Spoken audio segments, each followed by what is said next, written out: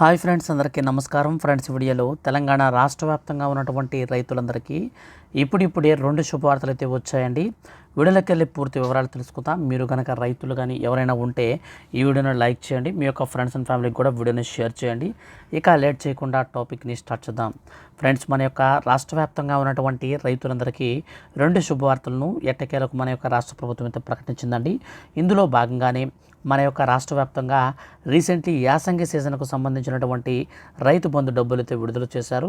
ఈ నేపథ్యంలో చాలామంది బ్యాంకు అధికారులు అయితే వాళ్ళకి సంబంధించినటువంటి అంటే లోన్లకు సంబంధించినటువంటి ఏవైనా సరే మీకు రుణమాఫీకి సంబంధించి ఇంకా మనకు కార్యాచరణ అనేది ఇంకా రూపొందించలేదు కాబట్టి సో యొక్క బ్యాంకులో రైతు బంధు డబ్బులు అనేది పడిన తర్వాత రుణమాఫీకి సంబంధించి ఆ డబ్బులను అయితే జమ చేసుకుంటున్నారండి. చాలా బ్యాంకులు అయితే రైతులకైతే ఈ డబ్బులు ఇవ్వడం లేదు. అయితే రైతులు ఎంత చెప్పినా సరే వినడం లేదు. అలాగే ఈ నేపథ్యంలో మన యొక్క రాష్ట్ర ప్రభుత్వం అయితే దీనికి సంబంధించి తాజాగా ఒక నిర్ణయం అయితే తీసుకుందండి. సో రైతు బంధు డబ్బులను బ్యాంక్ అధికారులు ఎట్టి పరిస్థితుల్లో కూడా ఆపకూడదని మన యొక్క రాష్ట్ర ప్రభుత్వం అయితే ఆదేశాలు జారీ చేసింది. సో ఖచ్చితంగా మనకు ఈ యొక్క రైతులకు ఇచ్చినటువంటి రైతు బంధు యాసంగి సీజన్కి సంబంధించినటువంటి డబ్బులను రుణమాఫీ కింద జమ చేయడం మంచిది కాదని, ఇలా గనక చేస్తే కఠిన చర్యలు వారిపైన తీసుకుంటామని మన యొక్క రాష్ట్ర ప్రభుత్వం అయితే ఆదేశాలు జారీ చేసింది.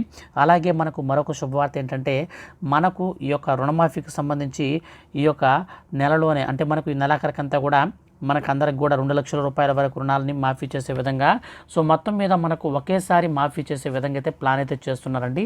సో చూడాలి మరి మనకు మొదటి వారం ఈ యొక్క బడ్జెట్లన్నీ కూడా అయితే ప్రవేశపెట్టి తర్వాత మనకు 2వ వారంలో అర్హుల లిస్టులను అయితే అనౌన్స్ అయితే చేస్తారండి.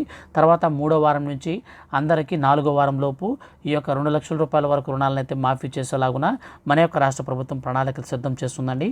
సో చూడాలి మరి విడతల వారీగా చేస్తారా లేదా ఒకేసారి చేస్తారా, దీనిపైన అయితే మనకి ఇంకా క్లారిటీ అయితే రాష్ట్ర ప్రభుత్వం నుంచి ఇంకా రాలేదు. అప్డేట్ అనేది వచ్చిన వెంటనే ఖచ్చితంగా నేను మీకు వీడియో చేసి తెలియజేస్తాను. మిస్ అవ్వకుండా ఉండాలంటే మన ఛానల్ని సబ్స్క్రైబ్ చేసుకోండి. Thank you for watching.